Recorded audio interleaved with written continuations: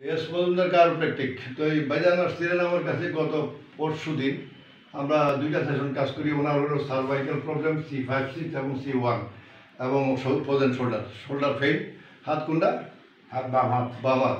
এখন বাম হাত আপনি দেখেন তো বাম হাতে। ইনশাল্লাহ আমরা 2 দিন কাজ করেছি। 2 দিনের চিকিৎসা অনুযায়ী আপনার কেমন লাগে? আমার কাছে ইনশাল্লাহ খুবই 80% ভালো লাগে, আরাম লাগে। আমি হাঁটতে খুব ব্যথা পাইতাম, রাতে শুলে ব্যথা পাইতাম। তারপরে ডাক্তার বলছিল যদি ওষুধের দ্বারা কাজ না হয় তাহলে অবশ্যই আপনার ঘাড়ের এখান দিয়ে চিত্র করে অপারেশন করতে হবে এবং একটা রিং বসাবে।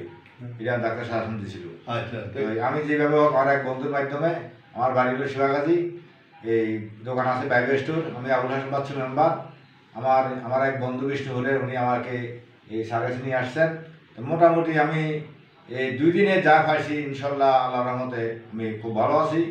বাকিটা আল্লাহর হাতে। আজকে আমরা আপনাকে 7 দিনের ছুটি দিতেছি। 7 দিন পরে আপনি ইনশাল্লাহ আরেকটা সেশনে চিকিৎসা করবো। তারপরে আমরা এই 7 দিন পরে আজকে বুঝতে পারবো যে আপনি আর ঠিক আছে।